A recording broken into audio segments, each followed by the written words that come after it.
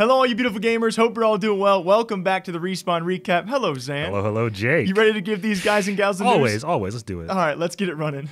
And wrapping up just last week, guys, that being the Phase 5 Recruitment Challenge, the biggest recruitment challenge ever in esports. We can confidently say over 215,000 submissions down to a final 5, which ended up being 6. And of course, with this, you look at the tremendous results of it, and still people are going to be upset as their favorite creator did fall short. But overall, when you nail it down from 215,000 to 6, you're going to get some great ones, and you're going to get some ones that you missed out on as well. Yeah, absolutely. With that many people, there were so many talented candidates that we saw that couldn't make the cut. But let's just be clear, don't count these people out quite yet, because you got to know, FaZe has these people's resumes on file. So they very well could circle back and say, hey, you know, you had a really great Phase 5 submission. Let's talk. And especially throughout the process as well, FaZe Clan announces FaZe Academy, so you don't know who they might pull back in later. And to think about, people were fans of Absorber who didn't make it. The Montoya twins from TikTok was an oddball in there. You had a 6-year-old and a 9-year-old make the final cut. Not to mention, if you guys did watch the Phase 5 final announcements for 5th and 6th members, congrats to Neo, who is nuts, hitting viral clips in the daily. King and Scope actually being your last one. And I will say really quickly, when you watch the final stream of someone like Rogan, one of the younger contestants in this, and you see the heartbreak of him and his family, you truly realize how big of a moment this can be for them, and how big of a moment it did not end up being. But I'm sure he's not done yet. Yeah, this is life-changing for everybody who was successful. And I think just making it as far as they did, like people like Rogan, right, that's a big foot in the door for any future opportunities they want to pursue. Yeah, and especially being so young. He's got plenty of years ahead of him. So Phase 5 challenge wraps up, and 6 new members have entered FaZe Clan.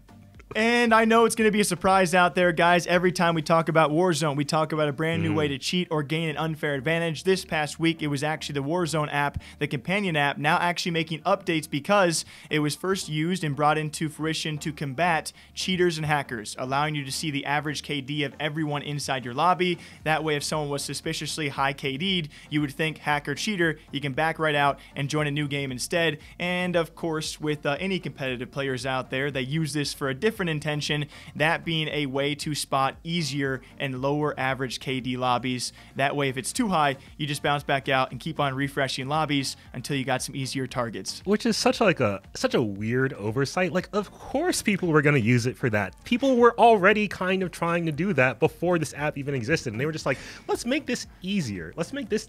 This is me and you being very different, because I would use this app and be like, oh, I'm just going to use it for the intended purpose. And then when I found out people were using it for the other reason, I was like, that's so smart, because it just goes over my head. But of course, competitive players catch on to that. We've had many pros and creators out there already call it out, to which the app has now made some changes. Are they going to be enough? We have no idea. The competitiveness of Warzone does continue to be a struggle, and especially as we enter the 2nd season of Call of Duty League and no anti-cheat, I'm sure we'll keep on talking about both of these in the future.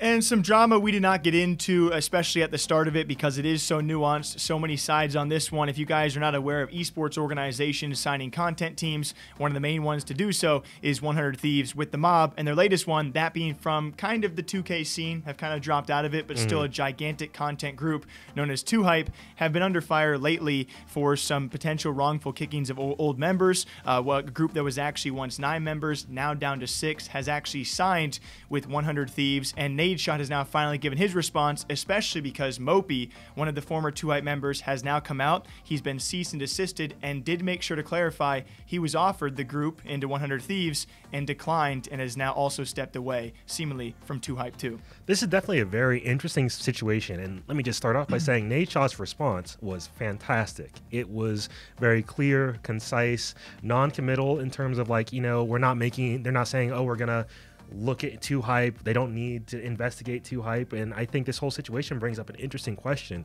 At what point in time is it the org's responsibility to step into a situation like this? Because this is very much drama between the 2Hype members. It has nothing to do with 100 Thieves, really. Yeah, it's very much indirect from 100 Thieves, but evidently I don't blame people for thinking, you know, what do you do if you're in 100 Thieves' shoes, right? Because now, all of a sudden, all of this drama has clearly impacted their investment into 2Hype and the now six members currently. I don't really know where Nadeshot goes from here, and I like what you said for non-committal. We will see if he makes a future video, but certainly if he does make a future video at length, he's going to open himself up for a lot more fire for 100 Thieves and this 2Hype drama. And some of the best drama we also saw in the past couple of days now finally wrapping up. By the point of this going live, new servers will be launched for Rust, which is taking over Twitch again. How? Why? For what reason? Hey, we're going to touch on this in the future. Offline TV crew, when it comes time for gaming, is really starting a lot of movements out there. Of course, others and Spanish creators jumping on the Rust wagon as well, breaking 1 million concurrent viewers at one point on Twitch alone. XQC playing a gigantic part of a lot of the drama and the controversial statements going down. It was actually this past week, Valkyrae and XQC at separate points apologizing for some of the so-called toxic behavior which went down on the OTV Rust servers. You gotta love how games like this just bring out this extra bit of personality. I mean, let's be real. You expect it from XQC, right? But Valkyrae, I mean, come on. That's like, that comes out of nowhere. She blindsides you all of a sudden with a little bit of like, not I wouldn't call her super toxic, a sprinkling. I mean, you definitely see those again, if you're gonna watch the full streams, you're gonna find every creator on a Rust server at one point having a snapping moment. Everybody has a heated gamer moment, TM. Yeah, and it was actually Ray almost apologizing for XQC's actions, you know, almost being taken a bit too far, because she, alongside OTV, were hosting a server. It has now been split into 2 servers, and we have yet to see where XQC will land on those future servers, because his last words for this first one was calling every player on it some words that I really can't say. That's for the best. Synonym for crap. So we'll see what XQC's future with OTV truly are. Let's keep it short. Let's keep it brief. For the last one for this week's, guys, is going to be Twitch. Twitch, oh Twitch. You know, it was actually a couple weeks back. They banned, if it is used offensively, simps, virgins, incels. They keep on that train as well, given the madness over here with the U.S. and especially the storming of the Capitol. That's going to be PogChamp, the emote, and of course the face behind it, known as Gutex, has now been completely banned on the site, given his role in inciting violence of what happened over the past 48 hours. Yeah, it's really unfortunate to see this happen, especially because Gutex has been such a core part of the fighting game community for such a long time. A lot of people. Yeah. He's like, he came up with Mike Ross. He did the Excellent Adventures with him. A lot of people got into fighting games because of that stuff, right? And he was a great guy. And just the past year or so, you've steadily watched him go off the rails with like COVID conspiracy theories. A lot of controversial statements. Yeah, and like he's been kind of disavowed by many people in the FGC because he just won't calm down. And you know, it's unfortunate that Twitch had to take this step, but I'm glad to see that they were proactive in a way that they're not normally. And I think that's where the issue is, right? They're proactive here because it was such a giant spotlight. Of course, the issues, especially as of late, some stories involving Twitch staff we've covered in the past year, or some other serious stories with allegations of Twitch streamers are definitely taken care of a lot slower.